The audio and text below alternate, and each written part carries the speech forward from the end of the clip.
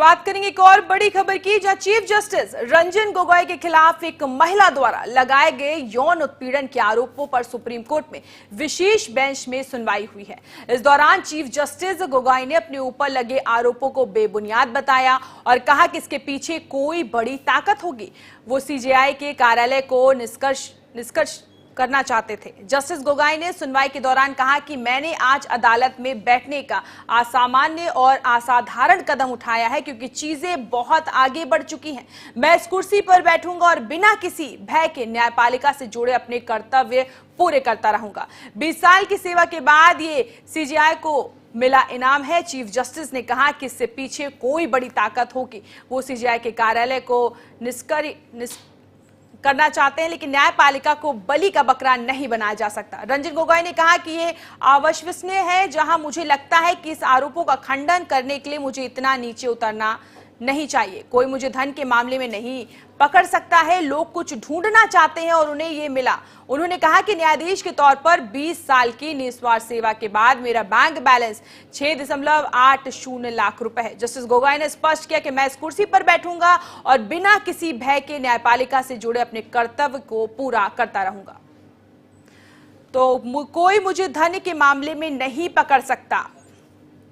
तो गंभीर खतरे में है न्यायपालिका। चीफ जस्टिस ने नकारा यौन उत्पीड़न का आरोप। आपको बता दें, चीफ जस्टिस रंजन गोगोई पर यौन उत्पीड़न का आरोप लगा है, जिसको नकारते हुए उन्होंने बयान दिया। और रंजन गोगोई ने कहा कि मैं इस कुर्सी पर बैठूंगा और अपने कर्तव्यों का पालन करूंगा। 20 साल की सेवा का मुझे ये इनाम मिला है। तो गहरी नाराजगी भी आपको बता दें कहीं ना कहीं रंजन गोगोई की तरफ से देखी गई है कि मैंने अदालत में बैठने का असाधारण कदम उठाया है। मैं आज अदालत में, तो नाराजगी के साथ आपको बता दें बयान आया है रंजन गोगोई का, जिनके ऊपर यौन उत्पीड़न का आरोप लगा है। सीजेआई ने कहा कि खतरे में कोर्ट की स्वतंत्रता है। तो कोर्ट की स्वतंत्रता को लेकर भी प्रश्न चिन्ह लगना शुरू हो गए हैं, लेकिन बिना डरे रंजन गोगोई कह रहे हैं कि मैं अपने कर्तव्यों का पालन करता रहूंगा।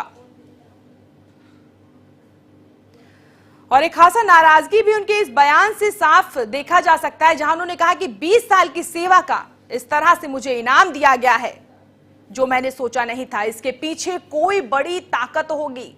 तो कहीं ना कहीं जो रंजन गोगोई हैं वो संदेह भी जाहिर कर रहे हैं कि उन्हें कहीं ना कहीं किसी पे शक है कि कोई बड़ी ताकत इसमें शामिल है, जिस वजह से उन पर यौन उत्पीड़न का इतना बड़ा गंभीर आरोप लगाया गया है। हालांकि उन्होंने सारे आरोपों को बेबुनियाद बताया और सिरे से नकार दिया है। आरोपों का खंडन करने के लिए मुझे इतना नीचे नहीं उतरना चाहिए। तो आपको बता दें सीजेआई कोर्ट,